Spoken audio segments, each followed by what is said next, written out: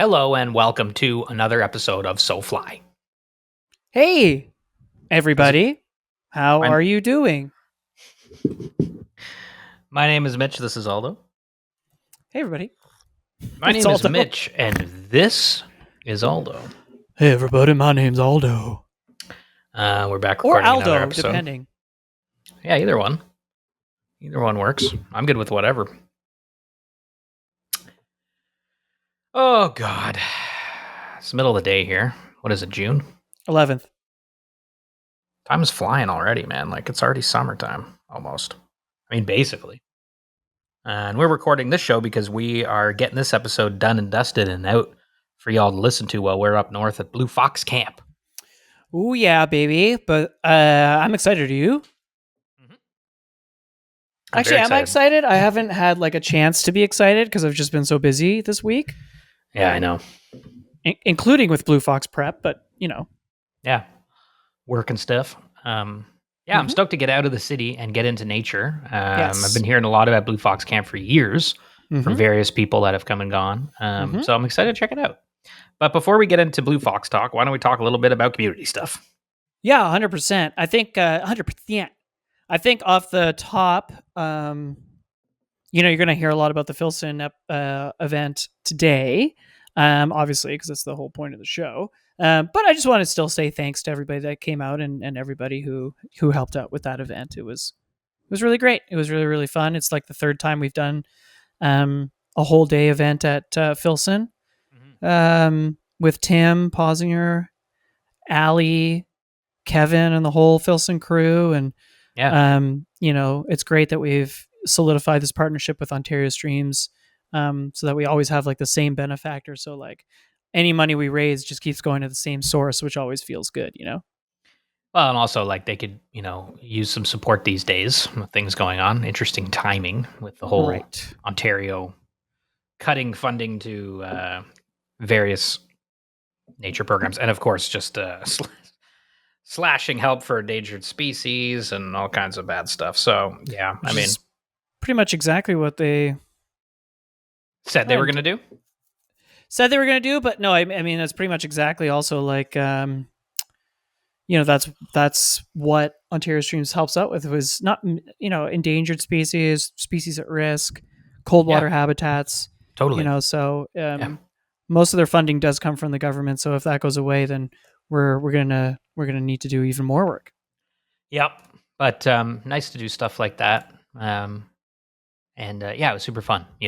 So yeah, we're gonna talk more about that during this episode. We have some clips from the day where we talked to a few people about their season here in Ontario so far, and just kind of talk shop. But and then we're gonna have Tim on, of course, Tim Pausinger. We're gonna do like a full kind of thing with Tim where we talk about him and his fishing life because he's a very fishy fellow, an amazing tattoo artist here in Ontario, in Toronto. So yeah, that's coming up.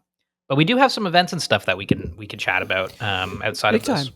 Well, it's June, like you said, so that means Bass Opener is coming up, and Forest City Fly Fishing Club in London, Ontario, is having a Bass Opener social, which we'll be missing again. I know. Because we're in Blue Fox Camp, which sucks. It does suck. I'd love to go to that. Like, it's just we're coming back from Blue Fox that literal day. That day, yeah. So it's Tuesday, June 17th from 6:30 p.m. to 9 p.m. at Anderson Craft Ales, 1030 Elias Street, or Elias Street. Sorry if I'm effing up the pronunciation there, in London, Ontario. This is open to non-members. Do you live in London or the surrounding area? Go check it out. Do you want to meet other anglers and have some beers? And there's going to be a fly tying competition. There's going to be a draw for a 6-weight fly rod. And there's going to be some trivia. Yeah. Which is great. You can learn more at fcflyclub.com. But that's June 17th, 6:30 p.m. at Anderson Craft Ales in London, Ontario. The Bass Opener Social hosted by the Forest City Fly Club. So fun. Woo-hoo. Yeah. Ontario Streams is having, speaking of Ontario Streams, they are having their annual general meeting, which is on, Ontario Streams. It's not on there. By the way, that's fcflyclub.ca. Just a quick note. Oh. .ca. I think you said .com. What's this .com on their poster? Okay, it's definitely .ca. Okay, I well, think. good. Hold on, let me just Well, double geez, check. good catch, buddy. I went to Forest City. I went to fcflyclub.com. Yeah, no, so it's .ca. The Forest Fishing Club is London's only club. .ca. Okay, well, maybe I'll email them and be like, boys, the URL. Boys, change the boys, poster. boys, change the poster. You gotta change the typo. But check it out. Check that out, Bass Opener Social, because it is cool. I know we all like fishing by ourselves, and fishing can be a very fun solo event of activity. But Mhm. it's also fun to meet people that do it too. Trust me, we've done it a lot, and it's always a good time. It's always a good time, and who knows? You never know who has a drift boat that maybe one day you'll be rowed upon. Bringo. Saturday, June 21st is the Ontario Streams annual general meeting from 11 a.m. to 2 p.m. at Oak Ridges Community Center in Richmond Hill. This is their 30th anniversary. So this could be more of a party than usual, is what I'm told by Andrew Orlando. But if you go to ontariostreams.on.ca/AGM-2025, we'll put the link in the show notes. You just have to register. There's a quick form fill of your name, your email, et cetera, et cetera. But this is a great, it's 4 hours. It's not that long. It's fun. There's going to be food and there's always food and stuff, and it's a great way to learn about what Ontario Streams does, what they did last year, what they're going to do this year, and how you can get involved. Heck yeah! So that's that. Andrew Orlando. Frankie is sitting underneath me and breaking wind. Oh no, Frankie! What'd you feed her? Wow, it smells. What's she been eating? What's she been getting into? Well, I just gave her like a fun little bony, but maybe the bony is giving her the toots. Holy moly, Frankie. Anyway, yeah, that's June 21st. I think that's really just it. We do have an event with Good Luck coming up in July. Frankie is Aldo's dog, by the way. It's not. Oh yeah, right. His partner, his kid, or something, laying under the desk, feeding my child a bone, and then it just did farting. Yeah. I think that's everything, right? I think that's everything. I know the Ottawa Fly Fishers do a bass opener like fun time. Yeah, you can follow the Ottawa Fly Fishers on Instagram. Also, they have an just go check them out. They have an intermediate level casting class with Jeff Jackson on June 15th, 9 a.m. or 1 p.m. at Champlain Park, 140 Carleton Avenue in Ottawa. $65 for members, $85 for non-members. Nice. But yeah, like Mitch said, ottawaflyfishers.ca. You can, maybe that'll be a good little, it could be a good season prepper for bass season, because when bass season opens in Ottawa, that's when things get real exciting, because there's so much good bass fishing around Ottawa. Mm-hmm. Okay, there we go.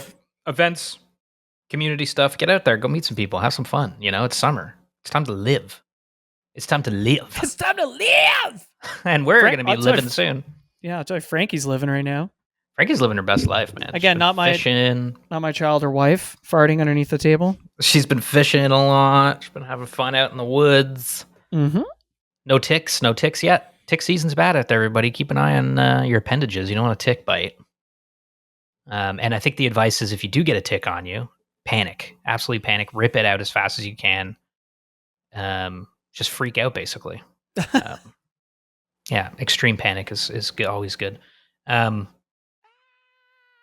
I do have to give her tick meds. That's a good her monthly tick pill. It's like preventative.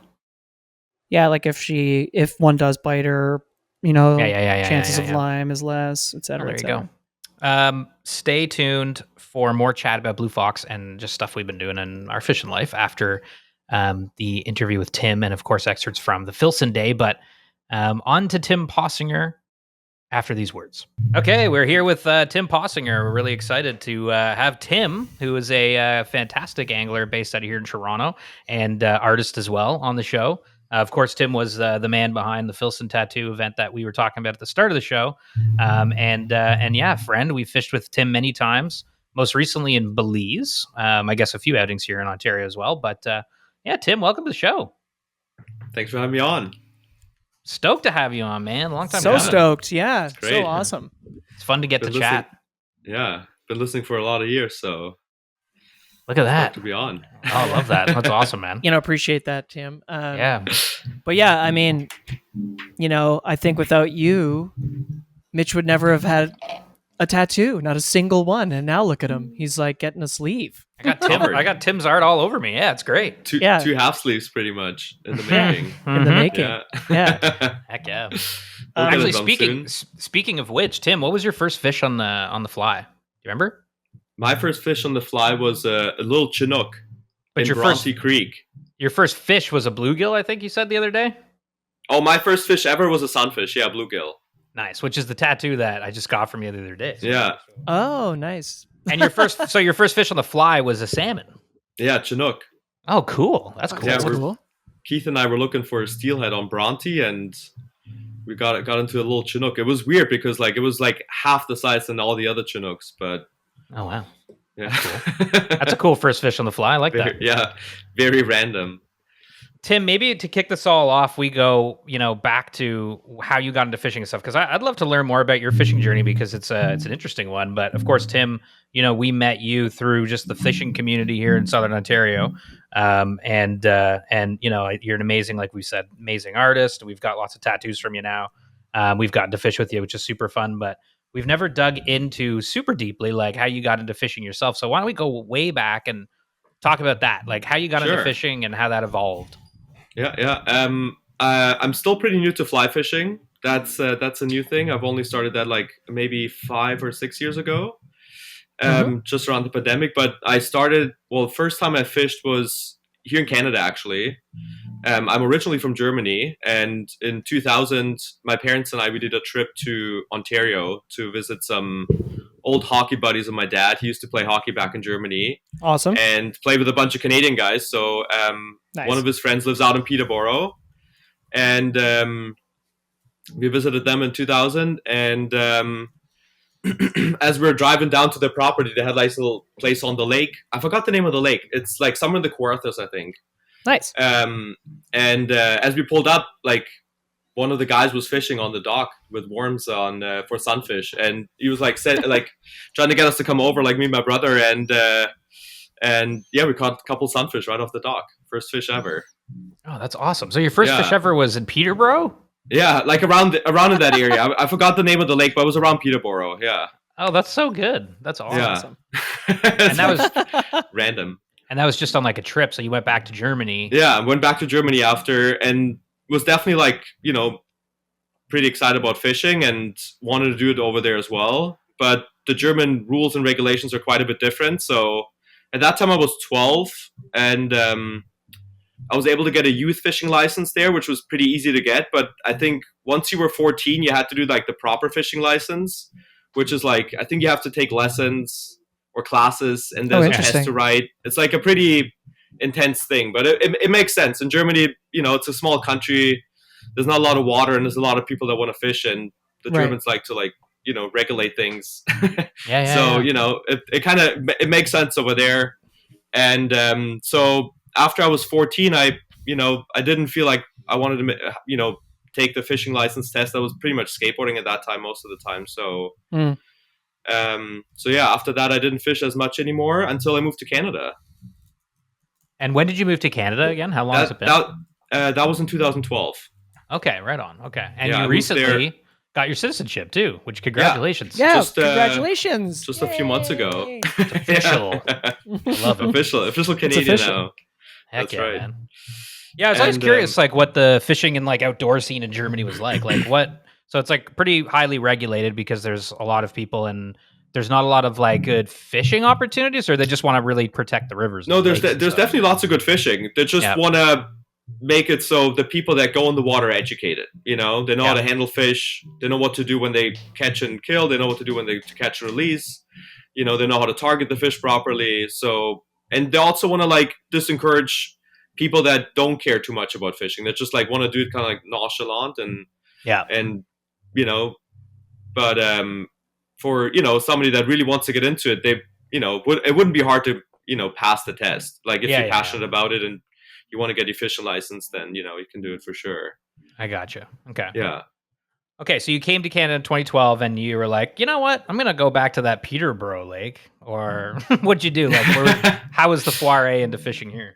It was mostly just like, whenever I got outdoors somewhere. I had a few friends here that fished a little bit, and we would go down to like Grenadier Pond a couple times, or like the lake, Humber Yep. River. Like just like any local spots, fishing with worms. But it was pretty rough. Like I didn't really catch anything ever. I was pretty bad at it. So up on the like in Muskoka and stuff on the lakes or in Algonquin, I was able to catch bass, and Yep. that was always fun. My boss has a cottage up in Muskoka, so I would always go there a couple times a year and fish there. And then a good friend of mine, Keith, he got into it around the pandemic as well. And then we started targeting the salmon in the river mouth.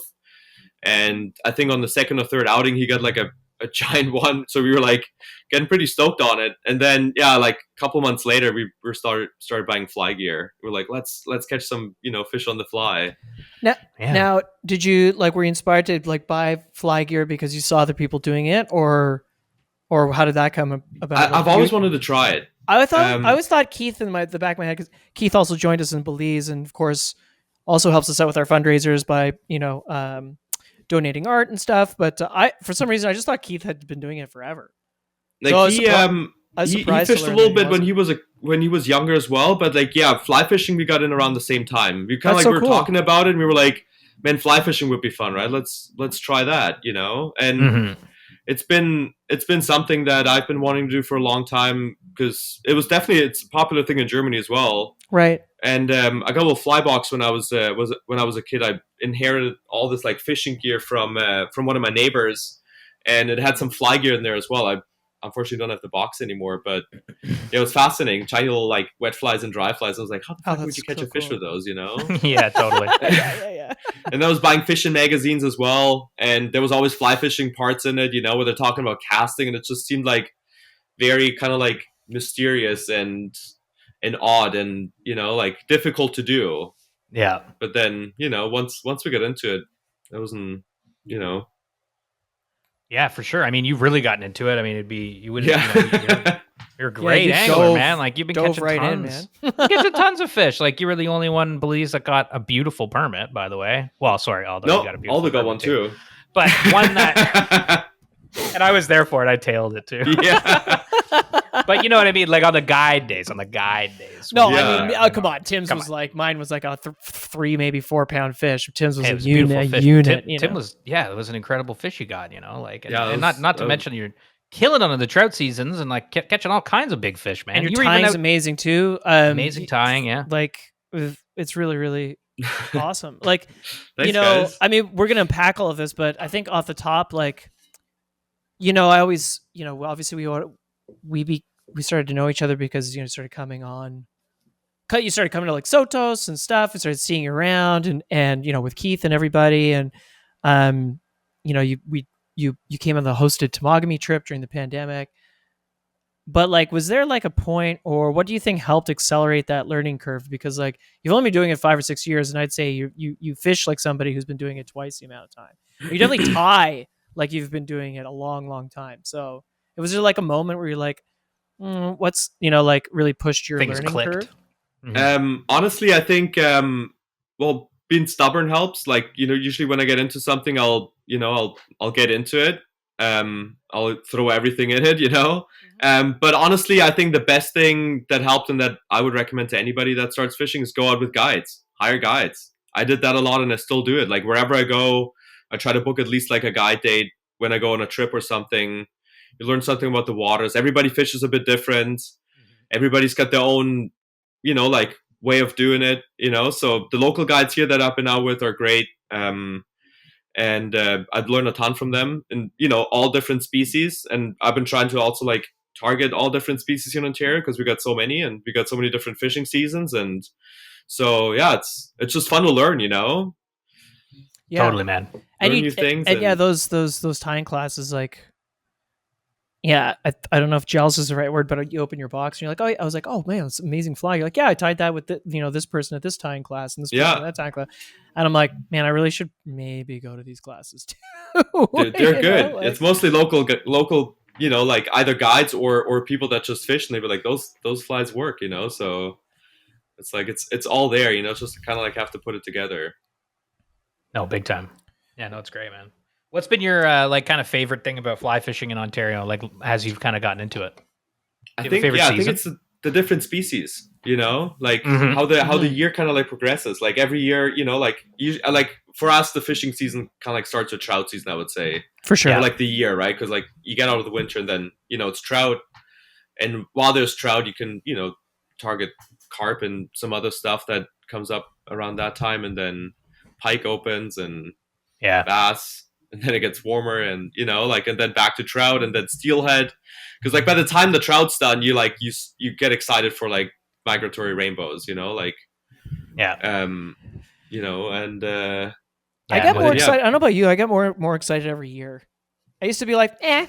Now I'm like, can't wait. I know, right? Same. Yeah. It was like, don't care about the cold anymore, you just yeah. Yeah. I It's think the like, best. yeah, it is fun like progressing. And now that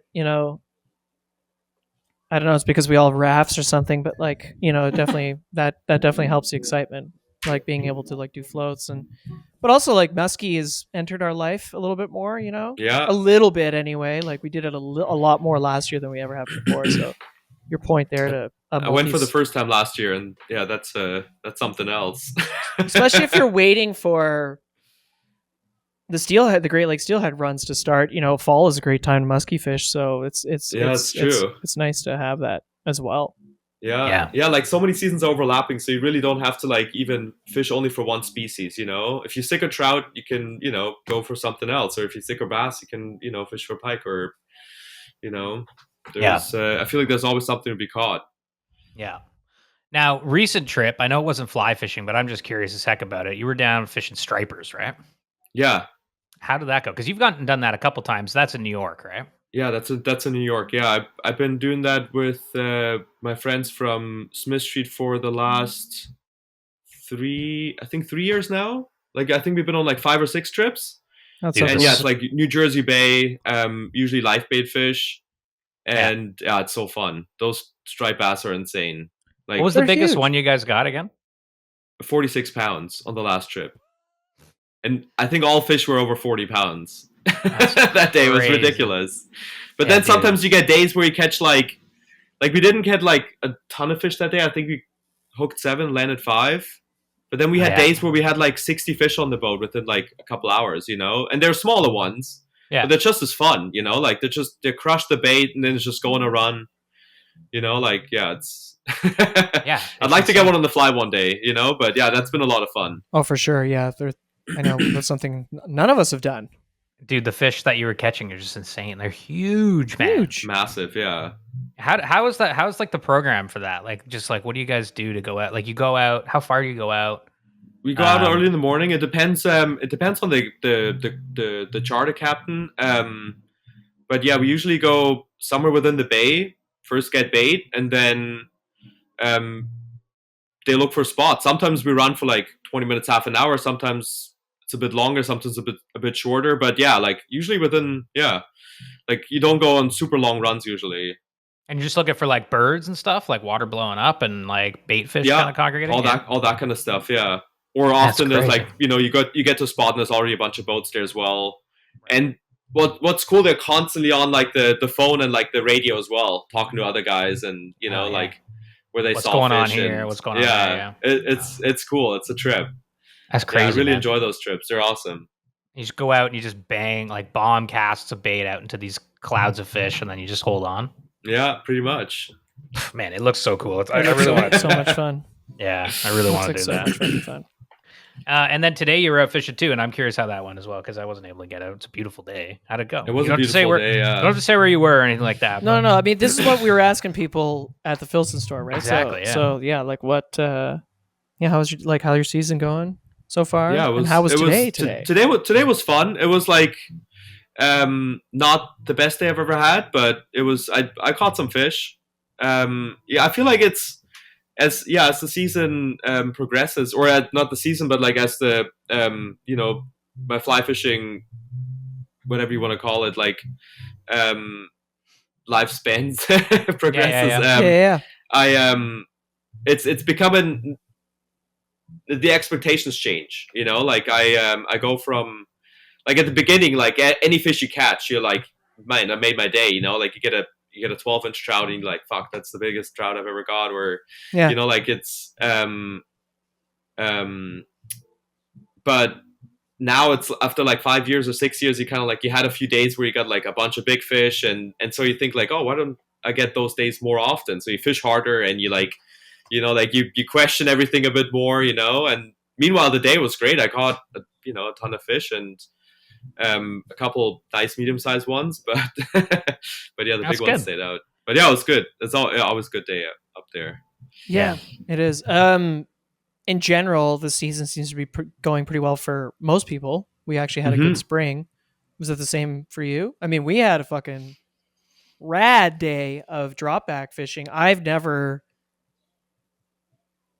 honest with you, I've never particularly enjoyed drop back fishing. But that day was like wild. Yeah, that was incredible. Yeah, that was like one of my favorite days ever. Totally, yeah, perfect conditions. I wish we would have landed more fish. Imagine we would have landed like half of the fish that we hooked. Yeah. Oh, dude, Mitch, we put in at the bridge and they were just rolling, literally rolling. Yeah. Really? Because that's the thing about like dropbacks, right? Like they're aggressive because they're going back to the lake, they're eating, but they're beat up, they're tired, they're like got scars, their fins are all fucked up. Yeah. But man, not these fish. There were some fresh ones in there too. Like, there was some fish in there that definitely like haven't been in the river for too long. Maybe there was like a push or something, and like the fish were like competing, and there was like this crazy, because like show up to the bridge and they're just rolling around. You're just like, oh damn, just rolling porpoising and stuff. And I was like, are those steelhead? I put one drift over this rolling fish and it ate. I was like, okay. That's I was just like, sure. Like, fun what? Day. When has that ever happened? Yeah. Right? Like right in the pudding too. Yeah. I love that. Okay, cool. So a couple recent fishing trips in the books. We got into like how you got into fishing and stuff like that. What about like talking a little bit more about just like what you love about fishing, Tim? Like what is it you love about fly fishing? Like when you got into it, what hooked you off of the bat? I think honestly just being out there by myself, and at that point when I started or like got more into fly fishing, like my first trout season, it was like in the middle of our second lockdown, which was like an 8-month stretch for us tattooers. Right. And at that point it was like 5 months, I think, already, where it was like I haven't worked. It was a cold winter, I didn't fish much, and I was doing some pottery, some stuff like to keep me busy and make a bit of money on the side. But I was like, I was definitely feeling it, the blues, it was pretty bad. So like getting out there and like being by yourself in nature fishing, like that really did it for me, like got me out of the slump, and then we started working again within a few months, and then everything was good. But that's still today, like honestly, like being out on the river and just being out there by yourself and fishing, or with friends, same thing, planning a day, like planning a trip, going with a couple people, and like that's so fun too, just spending a day on the water. Doesn't get better than that. Yeah, I'm with you. Are you ever going to fly fish back in Germany at all? I'd like to. I gotta look into what's the deal with if you can get a temporary fishing license or something.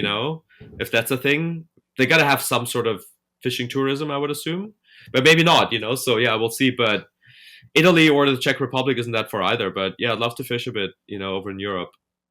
Dude, that'd be sick. What kind of fly fishing is there in Germany? Is there trout or? Yeah, like I mean, brown trout is from Germany, right? Oh, right, of course. Yeah, the brown trout. That's where they're from. From Germany, where I'm from Bavaria. A part called Lower Bavaria. So we got a big river running through there called the Isar, which is like, I think it springs in the Alps and then runs through like Upper Bavaria into Lower Bavaria, through Munich, and it's a pretty big river by the time it gets to us. It gets stocked with trout in certain areas. I don't know what the wildfish situation is, but they got like wild catfish as well. I think when I was a kid, I remember there was a news article where they spotted like one that was like over 2 meters. Whoa. Which is wild. Can you send me like one of those newspaper clippings where it's like, man, Russell's 80-pound catfish out of German River or something like that. Yeah, like they're down there, and a bunch of the fly fishing gear that I was saying earlier, or not fly fishing, regular fishing gear in here, it was like catfish stuff, and it was insane lures. These giant metal like spoons with like giant hooks on it, and Fuck, that's that's what cool. that's what they use for those big catfish. Apparently, I never targeted them in Germany, but yeah. So you got lots of like mountain, alpine streams, that kind of stuff. The more you get into the Alps, you got clear water, trout fishing, that kind of Mhm. stuff. They have we have like a brown trout, and I think a sort of a char like called a Bachsaibling, which is like a kind of like a brook trout, Oh, Oh, cool. cool. and then I think probably like maybe some rainbows. But Yeah. they probably stocked, and then grayling I think they have as well. But like I said, I've never fished anywhere over there, but it looks awesome. Will be Oh fun. man, getting Yeah. like an original strain brown trout would be so cool. Be so cool. yeah. Yeah. The OG brown trout, Yeah. you know. Big time. Yeah, man. Germany, I mean, that'd be such a cool place to go. Europe in Yeah. general. Although you fished in Italy, didn't you? Yeah, I fished the Alps in Italy once with my grandfather. It was pretty awesome. Was it good? Okay, He doesn't good. fly fish, but whatever. Yeah. He didn't catch anything, but Yeah. I did. That's that's pretty rad. What It's did you funny. We went get? to the brown trout. It was awesome. Oh, sick. It was funny. We went to the fly shop in Torino, and the guy gave me these huge royal wolves, like huge. Yeah. And I was like, because I saw the stream that I was fishing, it's like gin clear Arctic or glacier water in the Alps. He Mhm. gave me this fucking like size 12 royal wolf. And I was like, no way. There's no Yeah. way. Yeah. And sure enough, obviously it worked. Because he's from there and I'm not. I was like so Yeah. arrogant. I'm like 19. I'm like, there's no fucking way, dude. That's a cool fly to use on a river like that. Yeah, it was really cool. Yeah, I was just dry fly fishing in the Alps for trout. Like you just like the water's clear as the sky. You just you look in the pool and you're like, oh, there's like 100 trout right there. Jesus. It's so cool. That sounds And, awesome. But it was awesome. Yeah, I think fishing, like you said, Mitch, fishing in Europe in general would be really, really rad. Yeah. Tattooing, Yeah. Tim, obviously, like you've been so gracious with your time to do these tattoo events, but maybe before that, maybe it's 'cause the age we all are, but it definitely seems like there's at least some sort of link between tattoo culture and fly fishing culture, at least recently. Seems like it, we've yeah. had Crooked Creek Holler on, and like our friends like Casey Badger take a lot of inspiration from tattooing and stuff. Like, I don't know if I really have a question here, but like, do you see a parallel between the two at all in any way? Like, why do we all love tattoos? Why do we all fly fish? I think they're both like primal things we have in us: catching fish and getting tattooed, right? People have been getting tattooed for 10,000s of years, and people have been fishing for as long as there've been people. So Mhm. maybe that's why why the tattooing and the fishing. I'm not sure.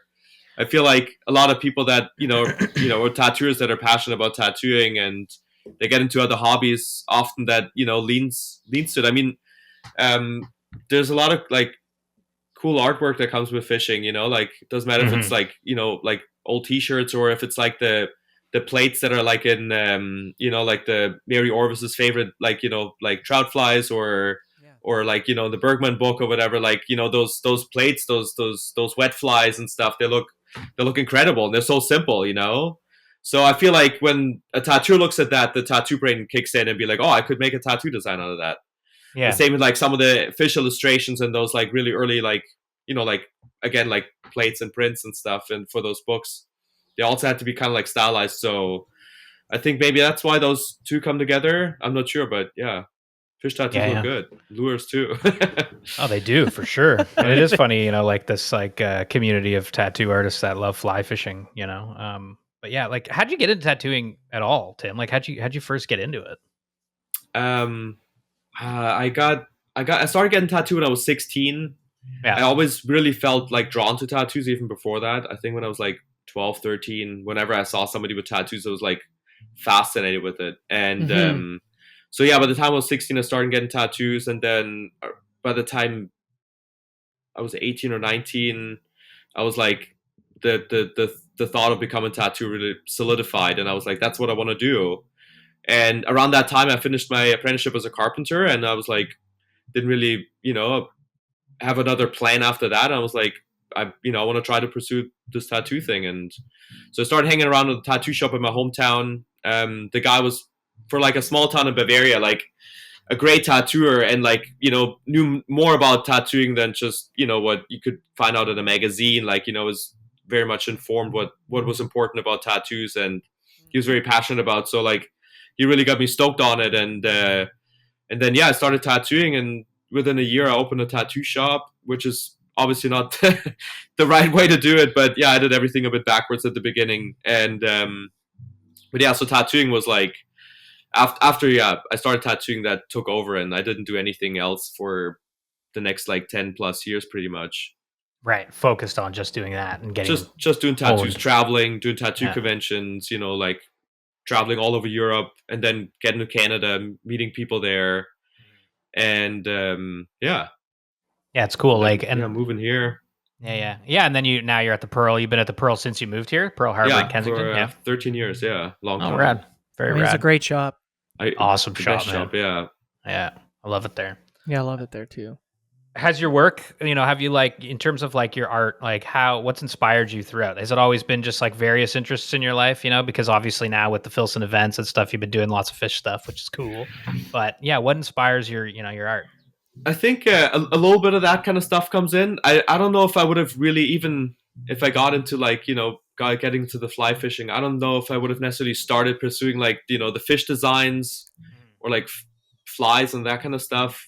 A lot of people, or a few people have done that already, and have done it like to a point where I was like, well, I can't really contribute much to it, Yeah. But then through the Filson event, I was like, okay, it makes sense to do some of those designs, and people have been liking them and getting them. And but generally for tattooing, like I like classic stuff, classic tattoo images, classic tattoo styles, that kind of stuff. That always inspired me the most, pretty much. Yeah, just staying within like the lines of traditional. Same like I feel like with wet flies and dry Atlantic flies. salmon flies, like you go with like the classic stuff, it's like it's timeless, always looks good, I like that. Yeah.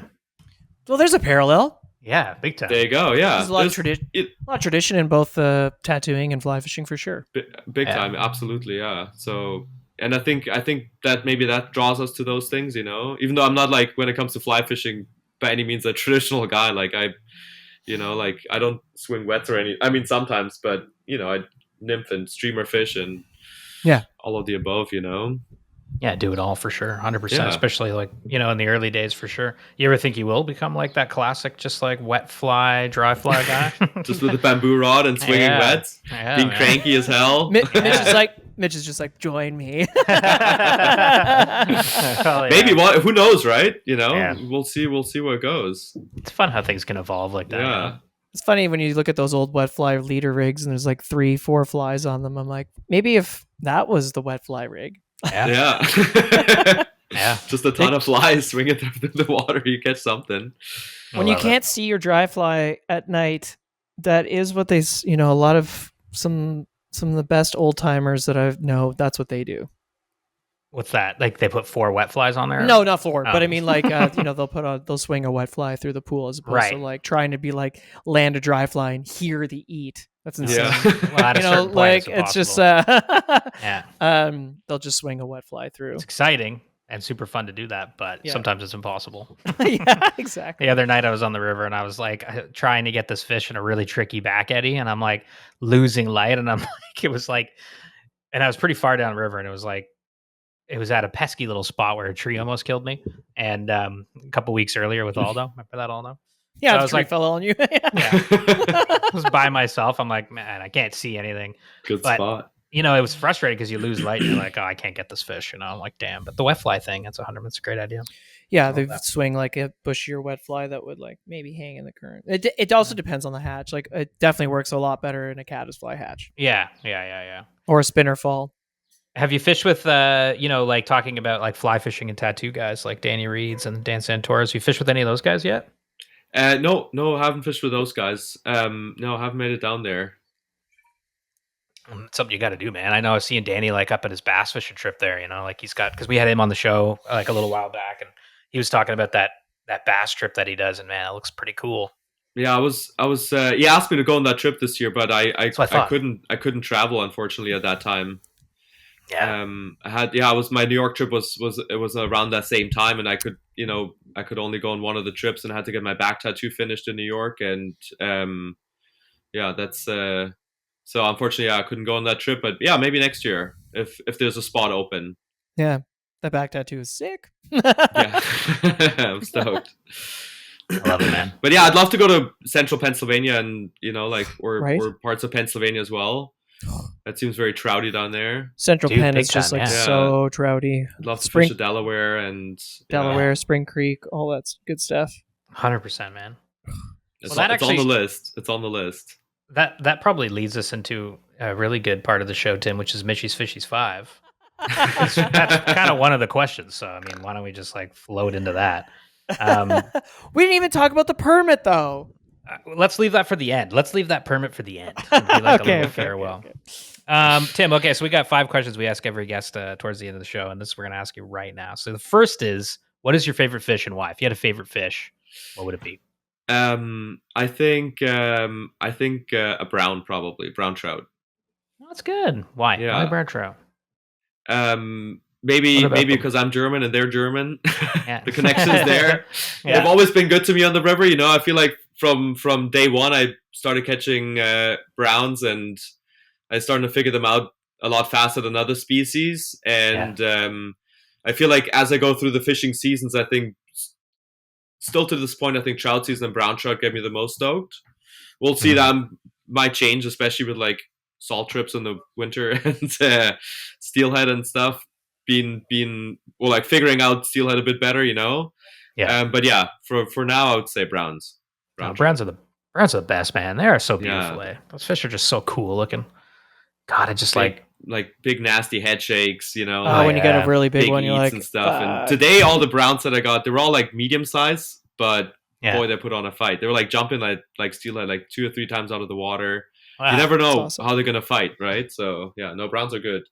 You get I'm the gonna say ones with like the browns. blue cheeks, it's just like, damn, it's so cool. What a cool Yeah, the blue fish. cheeks are dope. Okay, number 2 is, if you could fish anywhere in the world right now, where would you go and why? Assuming it's the best time to go. You're going to have an amazing trip. I mean, I'm gonna say Belize again because that was hard So to beat. That was hard to beat. So And fun. the conditions were pretty like perfect for a week. Yeah. Like we had like a 1.5 days with like rain. Like mostly we had sunny days, and it was pretty spectacular. yeah, like and the fish were out to play. So yeah, I'll definitely do that again. Happy fish, I good could. tides, good visibility. Like it's Yeah. pretty awesome. Just like beautiful like flats to fish, like there's just so much room to land fish and fight fish, and Right? just so easy to walk around, like it is a great place to hang out and Big time. cross And the then line. It's okay. Good variety of species too. Like It's all there. like getting so many different Totally. like I don't know how many species of fish we caught in that trip, but Yeah, we It was covered a a lot. lot. Oh, bonefish, tarpon, permit, as a group, barracuda, Reef, Jack, a bunch of reef fish, snapper, jack, mutton yeah. snapper, blue runner. Like If we had caught a trigger, we had shots of triggers. Yeah. I feel, yeah, I mean, Got like we tarpon, did used to pretty taste it, good. yeah. mm-hmm. Did anyone catch a snook? Yeah, didn't someone catch a snook? Yeah. Yep, John Yeah. got a snook. John got a Yeah. snook. Yeah, so like, man, That we was did crazy. a pretty good job, Yeah. Yeah, we did. Yeah, we did. especially for a bunch of Canadians. Yeah. Yeah. Okay, number 3 is, what is your best fishing memory? One of your favorite fishing memories, Tim? Well, there's 2. I would say the permit. I think Yeah. the permit took it. But one of my early favorite fishing memories was, I think it was like my first season of fishing for browns, and the week before I was out with Keith and I got a real nice fish, and like my first big brown. It was like 18 inches or something. Oh yeah. And I was like so hyped. And then the following week I was like going fishing by myself, and I was going to a different river, and I fished all day. I couldn't catch a single fish, and I was like, man, what am I doing wrong this time? And so I fish up and down the section of this river, get back to that spot, and then in the far corner, I see this like a big fish rise, and come up and eat rice and very comfortable. So I kind of like sneak behind a little bit and get a couple casts on. Didn't eat. Tie on I don't know what I tied on, some different fly, but get it out. I can see the fish come up, grabs it. First dry flay, big fish. It was, I didn't get it in the net. I didn't land it, unfortunately, but got it hooked, fought it for a bit. It was so exciting. Then it broke me off. But yeah, first big brown, like sight fishing. Like eating bugs, and that was like on my maybe 4th or 5th day out, brown, like fishing for browns. So that memory kept me going too. Yeah, for real. Sure. Yeah. It's a pretty good 4th or 5th outing, connect on a drive a big fish. Like, big fish, so that would definitely fuel big fish definitely keep you coming Oh back, yeah. Oh yeah. Absolutely. Especially losing them. Yeah. that's what I mean. You're like, fuck. Losing them definitely sticks with you, I don't know. Okay, I love that. And actually, let's talk about the permit now, because you mentioned the permit's one of them. Well, what's the story behind the permit? Okay, this beautiful fish. I remember getting back at the end of the day. 15-pound permit. Yeah, we get back at the end of the day, and Tim's like, we only got one, but it was a permit, and it was me. And I'm like, hell yeah. What's the story behind the permit, Tim? How did that come to life? Well, the plan wasn't really permit that day. Nick and I were teamed up with Roger Riviera, which is an awesome guide.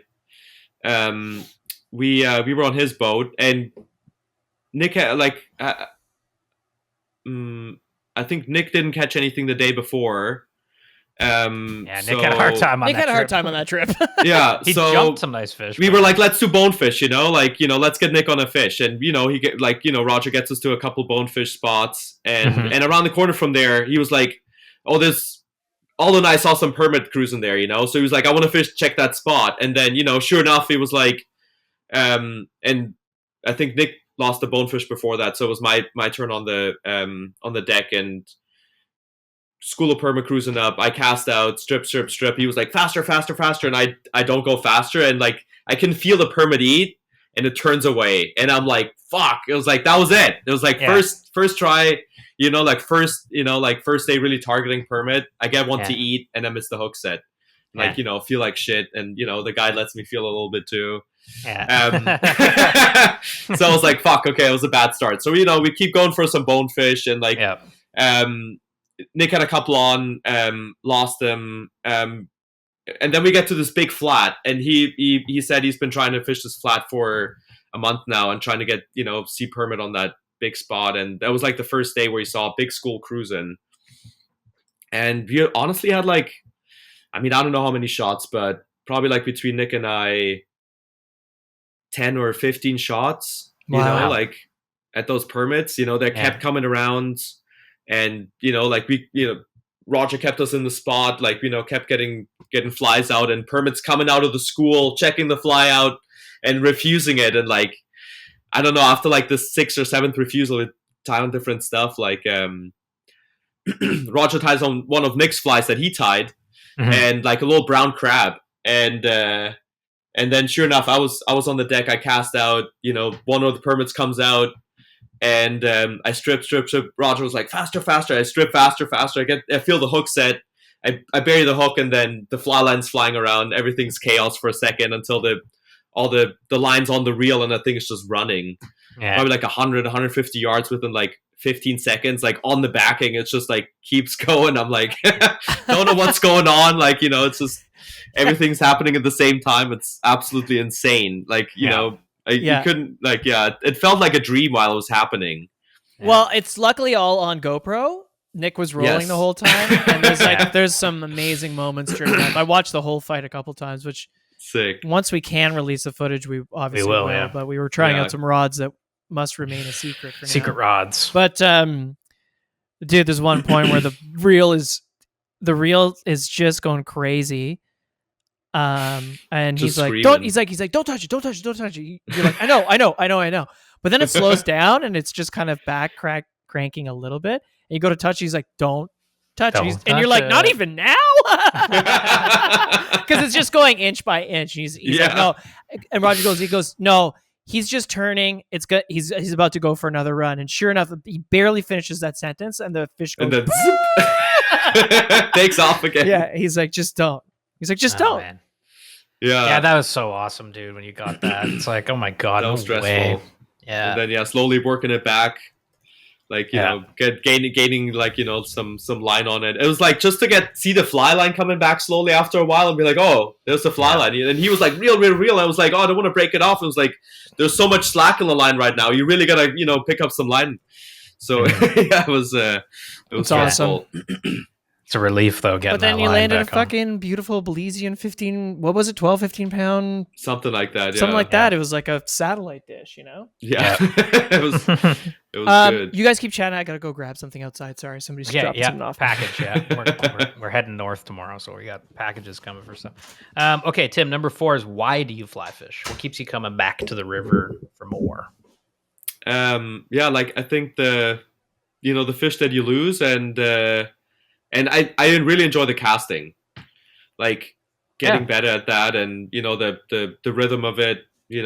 That's something that I really like, and something you can kind of like work on throughout the day. Feel like even if you don't catch a fish, you get a good cast in a spot, a good drift, a good presentation. It feels like, okay, I've done my job right. The fish didn't cooperate, but at least feel good about that. So it reminds me a lot of skateboarding. I feel like I get a similar thing out of it, like working on tricks and learning new tricks and getting better at them, and that kind of stuff. Yeah. Like improving a skill and then feeling yourself accomplish it is Yeah, a big just a time. good feeling. Yeah. It's a good parallel, because I can totally see. I mean, I don't skate, but like I figure it'd be similar, because fly fishing can be very technical and tricky. Yeah. So when you do nail it, it does feel like, damn, that was a nice cast. Yeah, totally. Same with like spay casting, like getting some yeah. nice cast, like getting some line out. That way, man. yeah, pretty exciting. There's nothing better than just a good spay cast and how it feels after you're just like, fuck it. And nobody's watching, and then you do it again when someone's watching, and you like hook your head, Bomb the whole fucking thing out. Oh yeah. It's awesome, man. Okay, I dig that. Okay, number 5 and the last of the Mitchie's Fishies 5. What fly pattern represents you best, and why, Tim? If you were a fly, what would you be? Yeah, I still, honestly, I thought about that, but I still don't really know. But I think when I came to the conclusion, I would probably pick something, like maybe a bit versatile and simple. So, and something that I like fishing for different species, and some like a conehead zonker, rabbit strip zonker, like looks good in the water, got a lot of motion. You can tie it on a jig hook as well if you want, or and like even just working with zonka material in general for like steelhead flies as well. Like it's fun in the water, and it's fun to tie with, and looks good in the water. So yeah, I like that. Rabbit strip zonker, conehead, nice. Love it. I love that, man. That's great. Sick. I mean, that's pretty much it, Tim. Like, well, let's talk more just to end this out, because we got some interviews from the day at Filson. But why, Tim, do you put on this day at Filson for Ontario Streams? Like, where'd the original idea come from? This is the third time, right? This is the third. Yeah, that was the third installment. I started tattooing Ali, the event manager from Filson. I started tattooing him in 2020, 2021, just like around the pandemic. And and yeah, like I started tattooing him, and I asked the usual questions like, what do you do for work? And he was like, oh, I work at Filson. I was like, no way. I love Filson. Like I bought my first Filson coat like when I was still living in Germany. Came across the brand like randomly and really fell in love with the quality and like all that. So when he said he worked at Filson, I was like, oh, stoked. So we chatted about the brand, and I tattooed him a few times, and then at some point he hit me up and asked if I want to do an event. And I was like, yeah, for sure, let's do something. And then I think I started talking to Aldo and Dean from Isaac Walton Foundation, and we put on that first event, which was 2 days, and tattooing, and Dean was tying some flies. 2 days. Yeah, it was a double day event the first time. The first one was 2 days? Yeah. Ah. And then we've been keep doing it. Yeah, from there raising funds. for the trout. You know, It's good, man. I love it. it's nice to important. give some back, and it's a fun event. Tattooing at the Filson store. The people that work there are fun to be around. Yeah. And a lot of people come by, buy the merch. It's like I said, I wouldn't maybe get into the fish designs if it wasn't for the event. So it's fun to do the lures and the fish, but also like just in general like Ontario wildlife stuff. And it seems like that's something people really connect with. They're like, oh, I love Ontario stuff. Everybody like knows some of those animals or some of those fish. So Oh yeah, man. yeah. Oh, it's awesome. Yeah, 100%. I forgot the first one was 2 days. That's crazy. Mhm. Yeah. Well, hey man, like it's been great doing these events with you. It's awesome that you want to give back and donate your time. I think it's really unique. Like we have people message us being like, I wish this kind of stuff happened where we fish. Where I'm from, yeah. So like we have that all the time. That happen all the time. So Yeah. which is really cool. And on a personal note, like it's been so much fun becoming fishing buddies. Yeah, big time. Like it's been doing great so many getting out, floats, going on fishing trips. Yeah, so many floats. Then the salt, like the introduction of the salt water. That was something else. So cool. Oh man, you Yeah. drove but you really took to it really, which was great. I mean, your flies were like the flies you tied. Everything was awesome. Dialed. I wish on the DIY days there was as many bonefish as there were the previous year, because Yeah. then you could really get in a rhythm of spotting, casting, and stuff. But there's Always always next next year. year. There's Yeah. always next But then year, again, that's we right. were seeing like multiple permit every day tailing, Yeah. which I didn't see at all ever in my entire life. So that was cool. a lot of DIY permit, which was Yeah, crazy. Yeah. which is really cool. Yeah, I mean, like, yeah, you came into Temagami, you caught the biggest brook trout I've ever seen, out of that system anyway, and some came close, but yours was the biggest. Tim's just one of those fishing buddies that just like catches the fish, That like slays? everybody's got that fishing buddy that just somehow dials it in. They're always catching bigger fish, more. Just fish, get lucky. Honestly, like the longest time I fished before I started fly fishing, every time I went fishing, I never caught anything. I always felt like I was cursed. I was like, oh, I'm not supposed to do this. You're It's making like up for it lost never time. works out. Like maybe it was like the fly fishing, or I don't know what changed, but I think maybe investing the time. But yeah, Yeah, totally. Yeah, putting the work it's nice in, to have like you some said. success. Yeah, yeah. Yeah, for sure, man. How can people find you? If they want to maybe get a tattoo from you, how can they see your work? Are there more flash sheets from the last Filson event dropping anytime? Or I'm gonna reprint the last set and not the last set, the last sheet and the first sheet. okay, I think within the next couple of weeks, hopefully.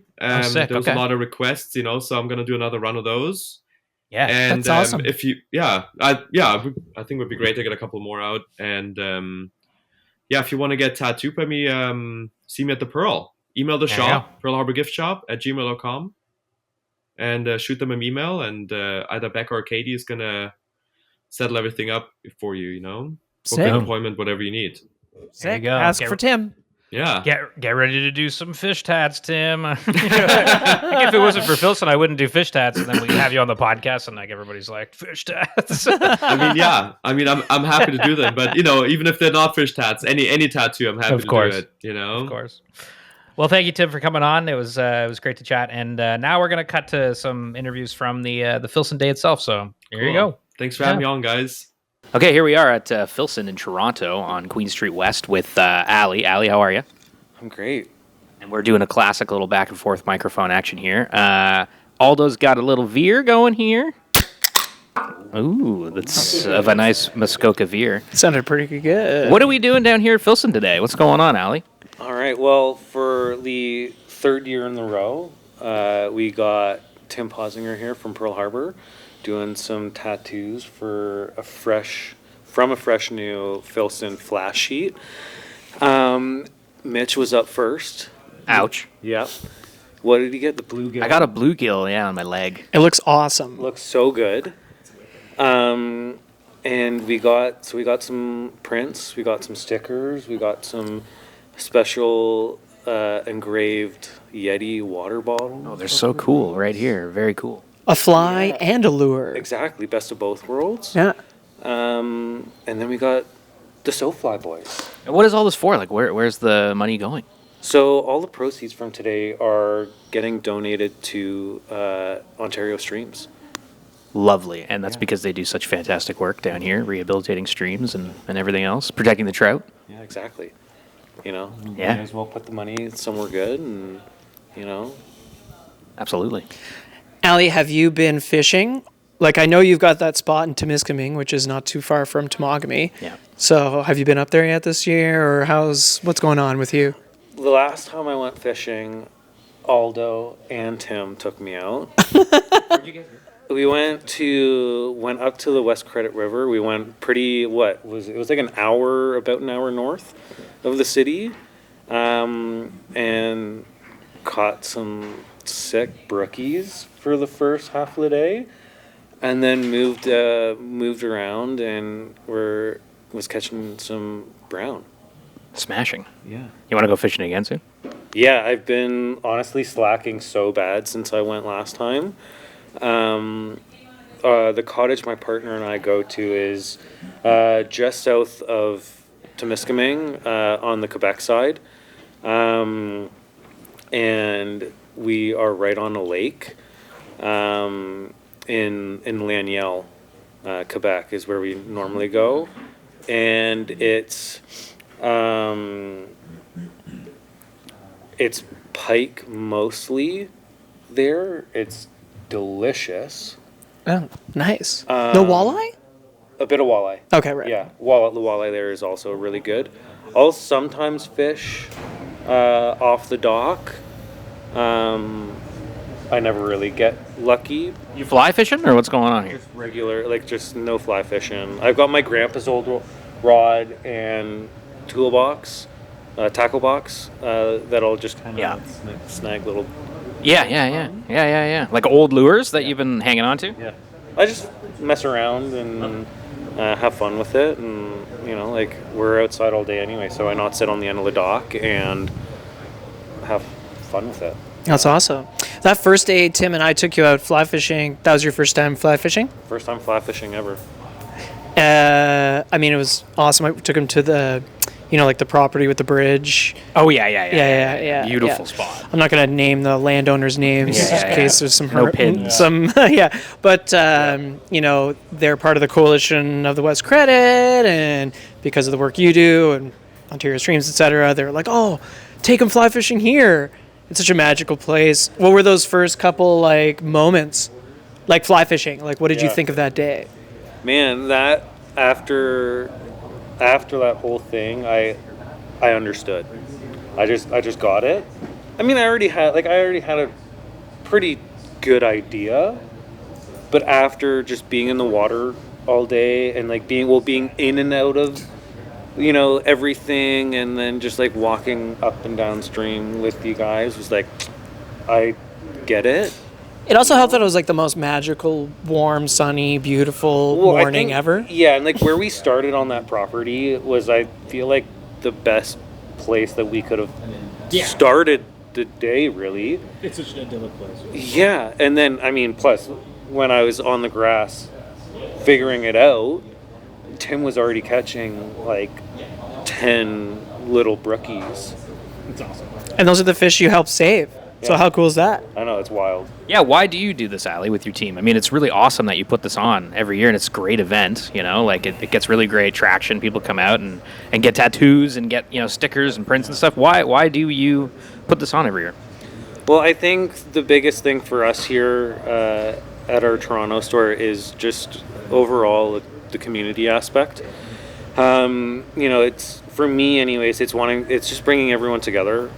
We want to be more than just a store here, and essentially just what the three of us are doing now even is just sitting down and having a conversation, having a drink, and just chit-chatting. That's we're all chit-chatters here, and that we I know I am, and being in a situation like this where we get to bring one or more communities together to be a part of something like this that's bigger than what we normally do here, I think that's really awesome.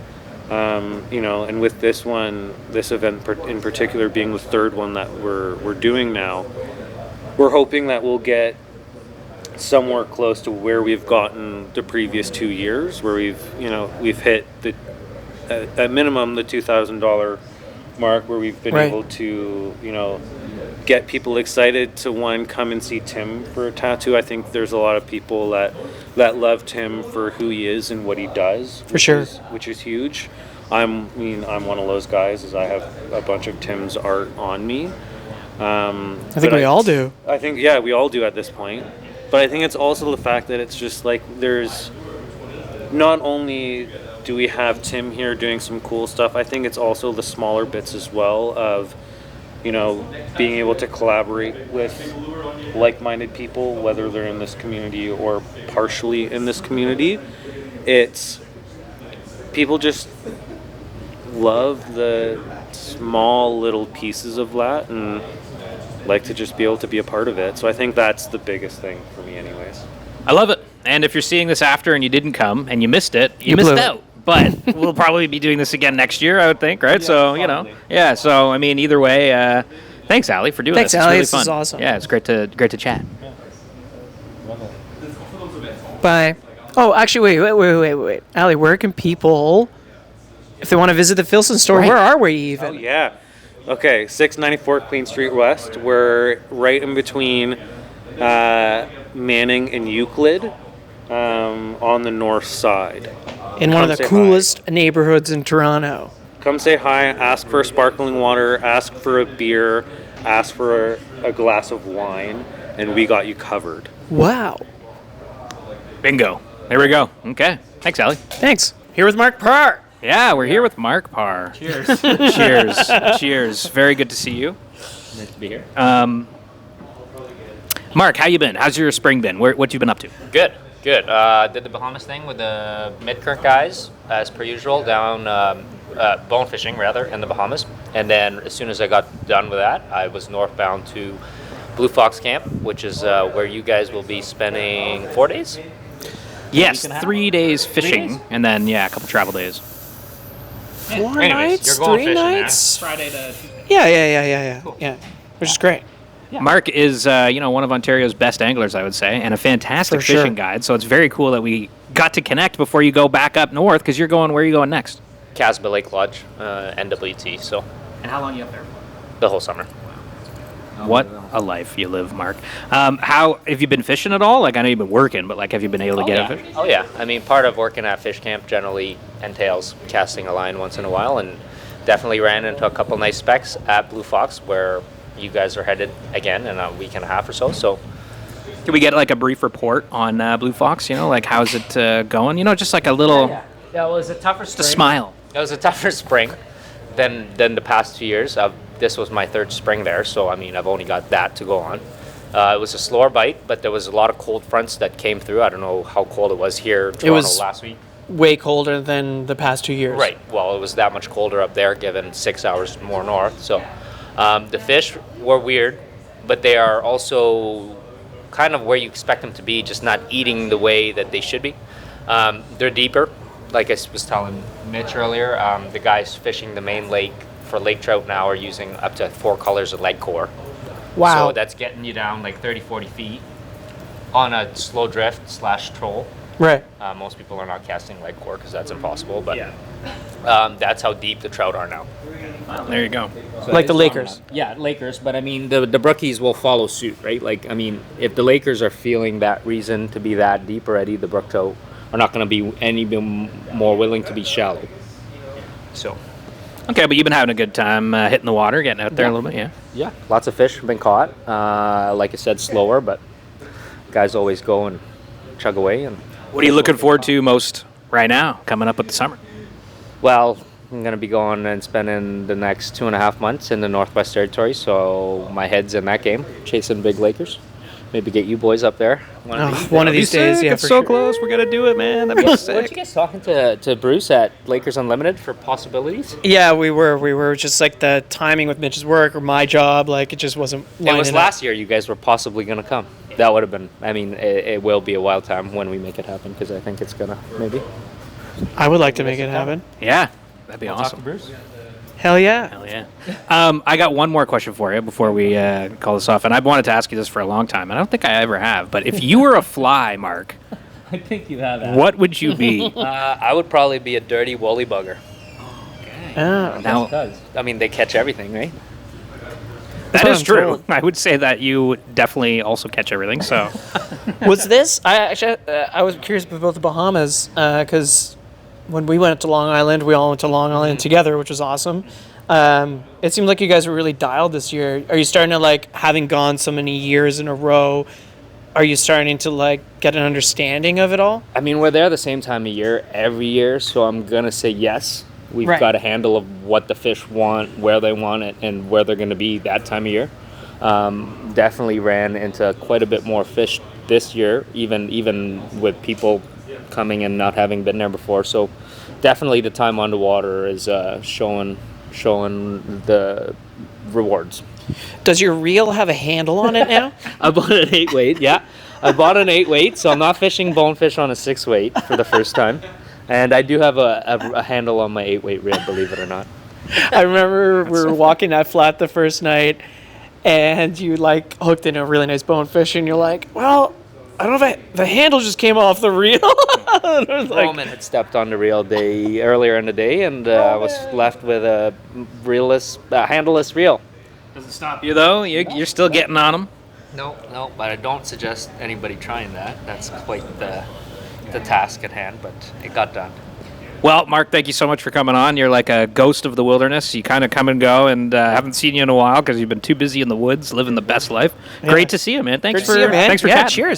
cheers. Catch the fish and the blue fox when you guys go. Yeah, blue fox. Blue Fox. Okay, well, it's late stage here at Filson, and we've been getting tattooed all day and maybe having a couple beers. And some friends have showed up, fishy friends, mind you. You guys want to introduce yourselves? I'm Alex. My name is Nick. I'm Lori. Alex is Tim's partner. Oh, that's awesome. And Nick is a longtime partner for SoFly. So one of my best friends, probably my best friend. And sorry, one of my best friends. Oh, the offense. Caught on camera. And Nick's helped us out with a bunch of our fundraisers before. Sotos, of course, and the midsummer party one time. Yep. And is a staunch SoFly supporter. So it's nice to have you on the show, Nick. You getting a tattoo? You getting a Nice to be tattoo here. today, I don't Nick? know if I'm getting a tattoo yet. I got some cover-up ideas, but I got to pitch them with Tim, so we'll see. Get that pike across your back, maybe. Ooh, I don't have any room. I already have a trout that you guys gave me as a trout stamp. Yes. So Oh, yeah. I remember that. Yeah. That was a good. I saw that. That was a good one. Yeah. who sees it every day is Lori, who has to watch it waddle to the bathroom. Although my other move What a joyous time. when I'm swimming, I come in and out of the water and I scream, "Look, everyone! The trout are rising." That's another really good one. The trout are rising. Okay, so it's June. Some of us have been fishing. Some of us have not. But we're going to be fishing. Lori, you just mentioned a couple minutes ago that you haven't caught a fish on or landed a fish on the fly. Tell us about that. Tell us about are Not you landing a excited? fish on the fly. I mean, it's pretty frustrating. Yeah.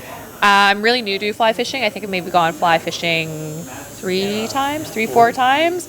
And I really like fly fishing. I like the serenity of it, but I get frustrated when I get a fish on the line and I can't reel it in. But luckily, Nick has been there with sandwiches. So, Well, and you've gotten fish on the line. but I haven't been able to, get it up. Still, though, that's pretty good. You've hooked up. Yeah. That's pretty good. 2-3 times.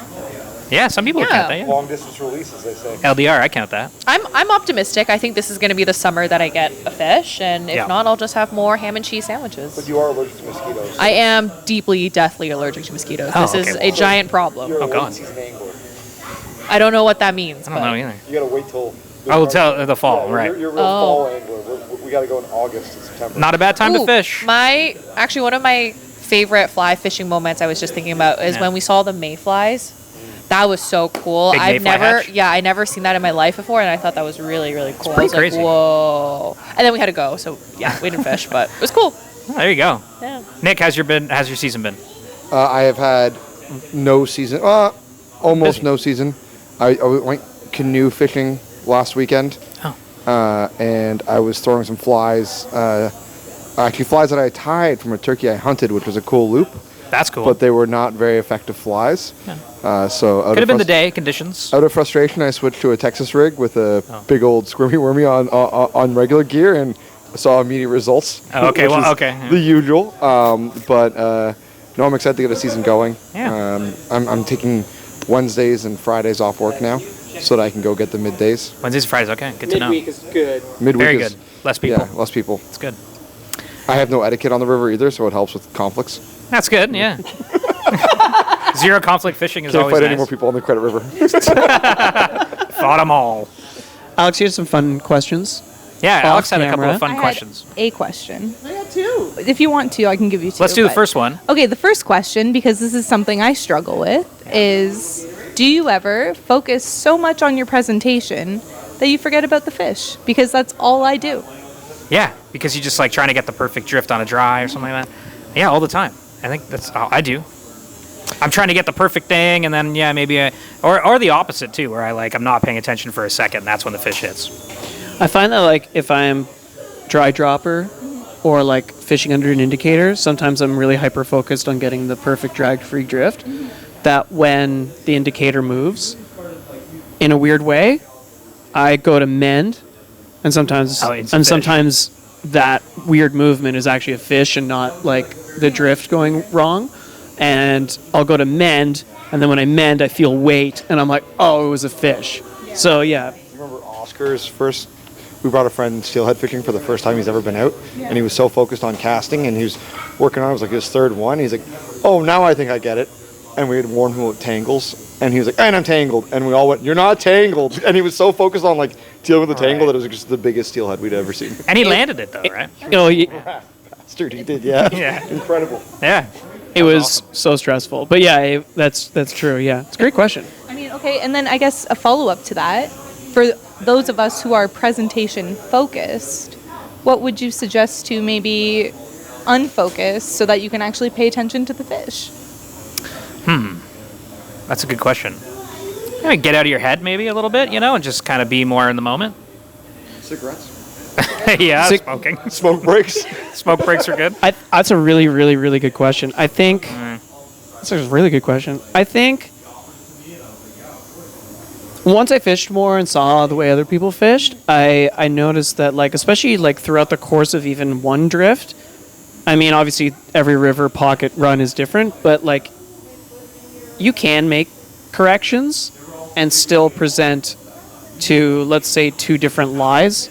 If you're looking at a run and you think, oh, there's going to be a fish behind this rock, and then there's going to be a fish behind this undercut bank, and you can make the same, you can present the two fish at the same time. If you screw up the rock, you can save the Keep the drift going. and it's not always the end of the world. Sometimes I find people are looking for that perfect cast or perfect drift, that they'll rip the line out of the water, or they'll make a splash with the indicator or whatever it is, big streamer, and you end up spooking the second fish. Or it's it's better to just screw up. If you don't exactly get what you wanted in the first half of the drift, it doesn't mean you won't get what you want in the second half of the drift. So Keep the fly on the water. keep the fly in the water, and you can always recast. You don't have to recast right away. Yeah. Okay. Yeah. Cool. Thank you. Thank you. What? A second question? You want another question? Oh, well, you had the music one. The music one. Is it a good question? Okay, music so one here's was here's a second question. Yeah. When you're heading to go fishing, what kind of music do you listen to on the ride? Mitch? 50 Cent. 50 cents. Just heat over and over again. Yeah, It's gets my me fired birthday. up, It's man. my It gets me going. birthday. It's my birthday. It's everybody's birthday. It depends on the season for me. In the spring, I really like folk bluegrass. Okay. In the fall, if you're going steelhead, you got to put some jazz on. Ooh. And the rest of the year, it's just a good melange of how you're feeling that day. I think the first time I go to Northern Ontario every year, it's got to be the hip, The hip is because always it's just this weird nostalgic thing. I The hip think is always on. I think if it's the winter. The hip's the winter. Ice fishing? Come on, we're going ice fishing. yeah. Or we're going cold We weather. just drove up. and Lori fell asleep, and I was like, I'm gonna put on the hip. She's like, she fell asleep, and she was asleep for about 2.5 hours, and she woke up. She's like, are you still listening to him? I'm like, It's like first drive of the season, the hip for sure. Oh, yeah. And then I love listening to like post rock, like the really ephemeral stuff, but only if I'm driving by myself because it's cringy to like do it with a friend. Like it's too much silence, but like I love that. Yeah. I definitely on the ride home is different than the ride there. A ride home, often it's high energy pop music that I can sing along to, so I don't fall asleep and crash the car. So it's like Taylor Swift or like. I usually listen to like Metallica in those moments. That's good. Yeah. That's Or a Death good from idea. Above. I listen to Death from Above. Okay. Oh, I used to love them. I was in one of their music videos. What? Which one? What? I can't remember. There's a music video with the crowd, and I was on their online forum, and they invited all of us to be extras in it. Oh, that's sick. And you went and you're in it. I went, yeah. Oh, that's so rad. Such a good band. Lori, what do you like listening to? Ooh. I feel like I'm usually like funky, kind of 70s, a little bit of indie rock. Yeah. I don't really drive much, as Nick clearly just outlined. I am definitely a passenger princess, Yeah. but if I have control over the music, it's definitely like, funky pop, stuff like that. Yeah, get the energy up before you hit the water. Yeah. Lori's just learning the highway drive, so Scary. It took me a while to have. we'll have the no music highway driving for a little bit first, All right. and then we'll finally drop into In Toronto, there's like Holy 1,000 Diver by lanes. Dio as the first song. Holy Diver. Yeah. That's a good point, Mitch. I don't hit my playlist until I'm out of the GTA. Yeah. I'm like just the radio Yeah. because I like want to. I'm not enjoying myself. Yeah. And when I get on the highway and everything's fine, and I'm like, the music. Yeah. Yeah, you know. Well, maybe we'll make a little playlist. Maybe we should make a little. Well, I think playlist. Alex already made a playlist. Yeah, Alex, where can people find your playlists? I have a series of playlists. They're called Outdoor Store Ceramics, Volume 1, 2, and 3. Great fishing music. Good fishing music, good driving music. Yeah. There we go. Are we all opposed existentially to listen to music on the river? Yep. Wouldn't it scare the fish? No, like headphones on, like I think it. So the other day, I would say like the beauty of being on the river is like the serenity, like Yeah. being, I hate to say it, like living in the city, like one with nature. It's really like your time to unplug. And so listening to, I mean, I'm sure some people listen to podcasts to unplug, but I feel you just gotta like soak it all in, enjoy it for what it is. Yeah. You're with your buddies, like just have some nice chats, you know? a tree almost fell on me the other day, and if I had headphones True, on, I tree. might have died. A tree did fall. I heard it fall on cracking, Mitch the other day. and it landed 20 feet to my left and exploded the river. It absolutely ruined Although it the was fishing. like, watch out! I was like, Slow-mo. Mitch, a tree. And it was like a no. I was standing in the river, and like it's a big berm, and like 100-foot tree. Just like we heard cracking, we're all just like, what the fuck? And then all of a sudden it's just like all those screams. I'm like, For a whoa. second, it did look like it was about to hit you, Wasn't but it far hit a off. bunch of other trees and moved. Yeah. That's dangerous. So if you had headphones on, you could miss that. So safety first too. You know? Safety first, but it's also I agree with like the Yes, the connection. nature. I have like, I'm bad at etiquette, but like I've seen people on the river. I like try to like wave to be like, let's get some spacing or whatever, Yeah. and then I realize that they have headphones in, and I'm like, I'm gonna reduce my etiquette now. Fuck this guy. Well, we already know you're starting all kinds of fights on the river. So. Bass fishing on the boat with a speaker. Different story. Yes. Different A story. couple beers. Yeah. Just easy breezy. Yeah. Well, thanks for coming on, guys. Thanks everybody. Yeah. That was a fun little chat. Yeah. And thanks for coming by today. I might get a tattoo. Let's do it. Yeah. I want it to go fishing on my neck. I think that's Tim said no, but Go fishing. that would be cool. Face tats. Face Neck tats. tattoo. Let's go fishing. Very fun event. Very nice chatting with Tim. He's a very fishy fellow, and he's a great artist. And it's cool to get to talk to him more, have him on the show properly. Yeah, and it was chit-chat. fun hearing from like our pals like Nick and Mark Parr and stuff. And Oh man, see, Mark was great. yeah, so it was cool getting them on the show, and it was awesome. It was fun. It was a fun day. Basically, after I finish uploading all of this, I'm going to start packing, baby, for Blue Fox. I got a lot of packing. I got the list down. We've been going back and forth. The beers are procured. We've got the Muskokas stacked. We're going to weigh Stacked. everything. I'm going to bring my scale downstairs to Idas's apartment so we can weigh his pile of stuff. I don't know what the heck he's bringing. I know it's just bags and bags and bags of Doritos. We both know that. He's bringing one pair of pants. Have Come you on. given up on the Kit Kat sponsorship and now you're going for Doritos? Either one would be fantastic. I think Kit Kat would be better, though. Just a bunch of melted Kit Kats in his bag. Ida your bag weighs 300 pounds. You only have 100 pounds, brother. Just all one big melted glob of chocolate and delicious flaky wafers. Perfect for any break, anytime. Trying to get an ad in. Just really trying. It's so fucking Yeah, I'm good. stoked. We're going to drive to Elliott Lake, which is about 5 hours north of Toronto. It's not that far. Yep. We're going to do a poutine tour on the way, which I I'm think is awesome. Really excited for that, actually. As soon as we hit Algoma, we're going to like Sudbury, and then there's a few stops in Elliott Lake itself. Maybe we'll squeeze a little taste test in North Bay, just as a, we're heading there. I don't think we're going through North Bay, brother. No, we don't pass. Yeah, we pass through North Bay. No, you're mixing up your highways. Oh, you're right. Well, either way, and we're going to stop along the way as well because we're going to try to find a little spot to fish.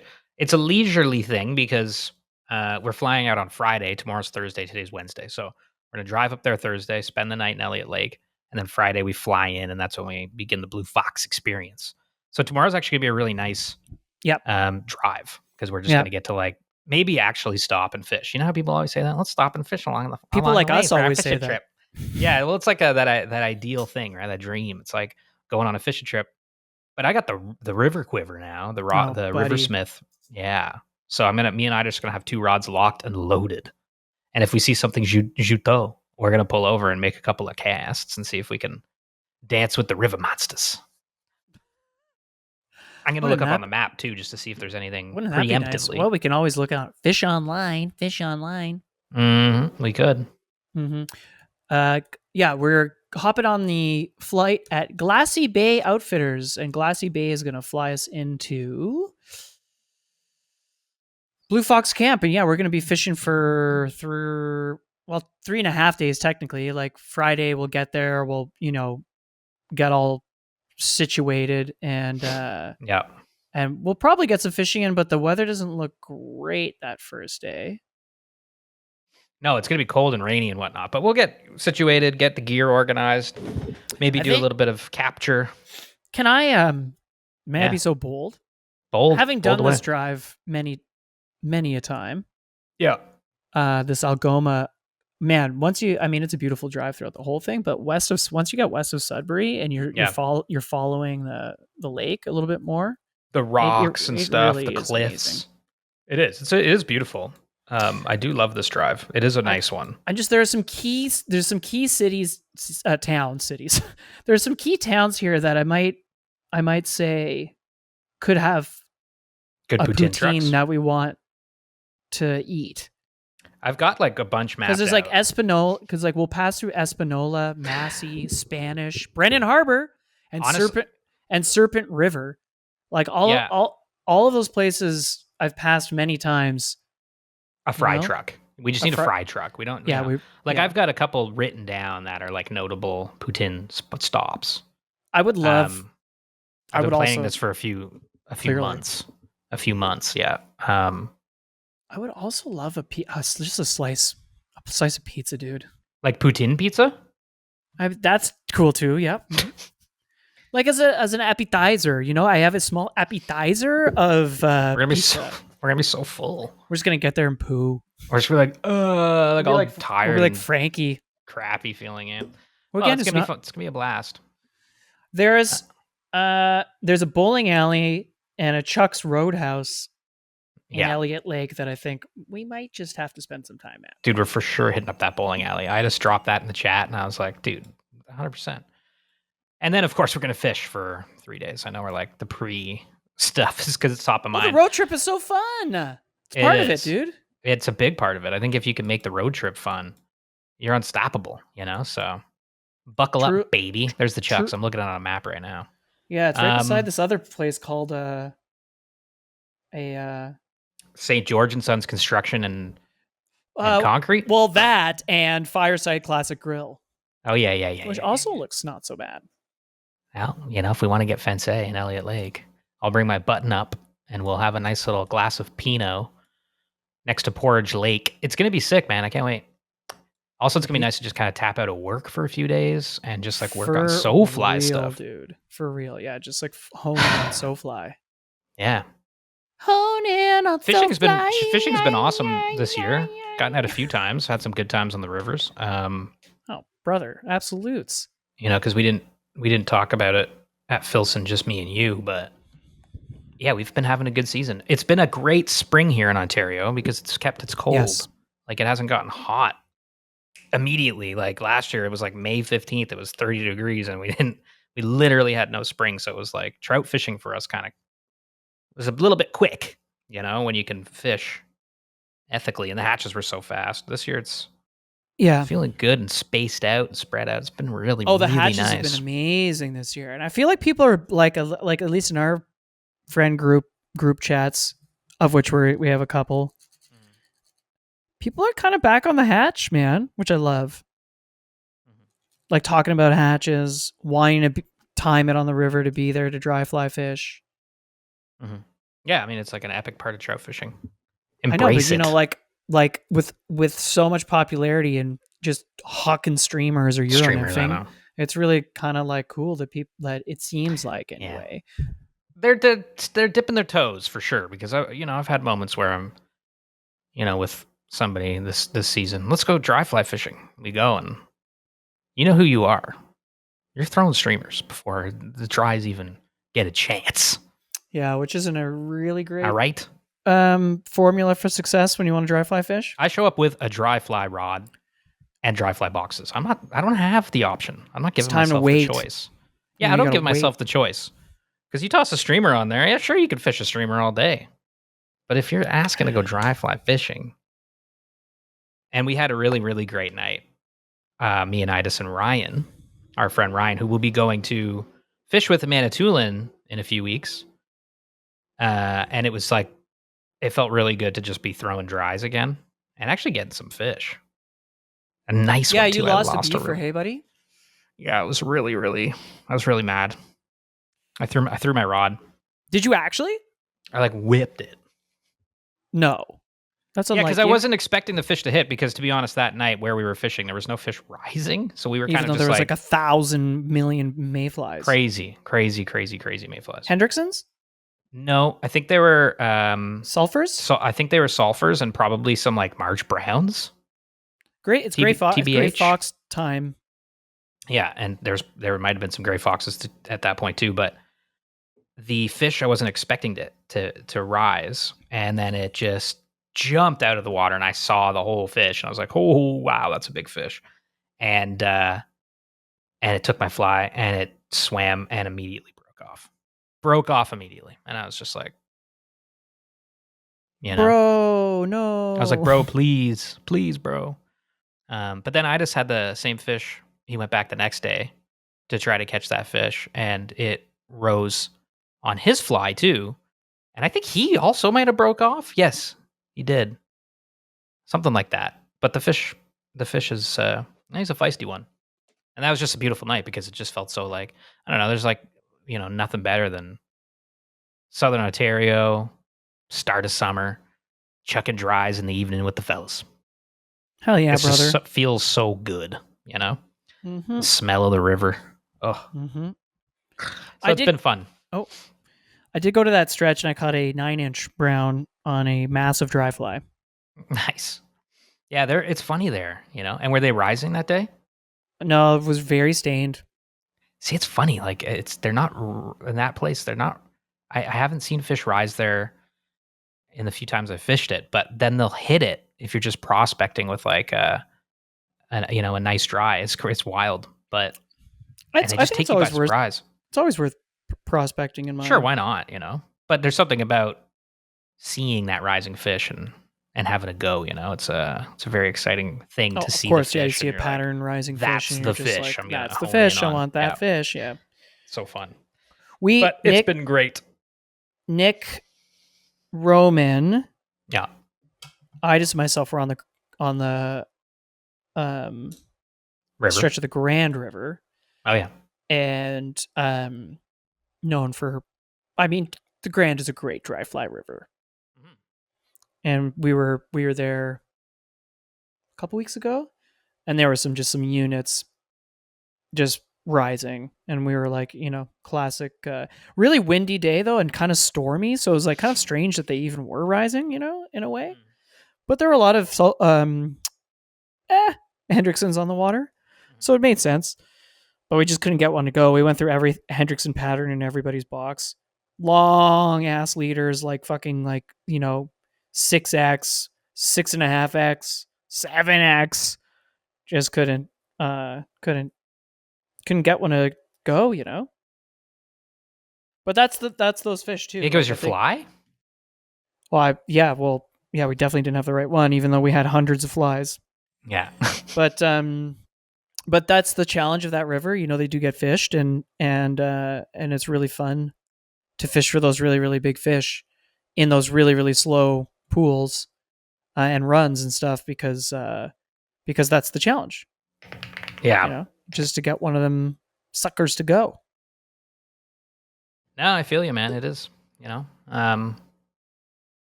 it's tricky, but it's been so fun. We've had a great time. Yeah, and, it's been I think to your point, I agree. It's just been such a great year to have like a spring again, a real one that's not too hot, that has lots of rain. We had a good snowpack ish, or better than it has been. And, you're kind of seeing that, which is great. It's funny. I hear when I'm walking the dog or talking to my restaurant friends, they're like, "Oh my God, this fucking spring sucks. It's cold." They're like, "What's going on?" I'm like, "This is what spring." What do you mean, what's going on? This is the normal thing. The hot thing is the bad thing. Yeah. But they're like, "Oh my God, don't know what's going on." And I'm like, do you forget where you live? Canada, brother. Yeah. It's got to be a bit cool in the spring. Yeah, enjoy it. Enjoy it. Don't worry. It's going to be fucking 40 with the Humidex. Yeah. In a couple weeks. And you're going to hate that. Yeah. You know what I'm saying? Oh, I know what you're saying, brother. I'm just looking up the different bugs. I'm just looking at bugs right now. What are you looking at?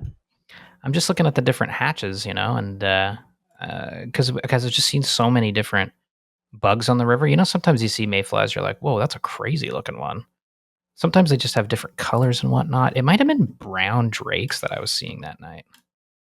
I saw some green drakes too, not long ago. That was pretty cool, but sparse. Like I didn't hit like one of those crazy hatches everybody talks about, but I saw like a cloud of them. They were pretty beautiful.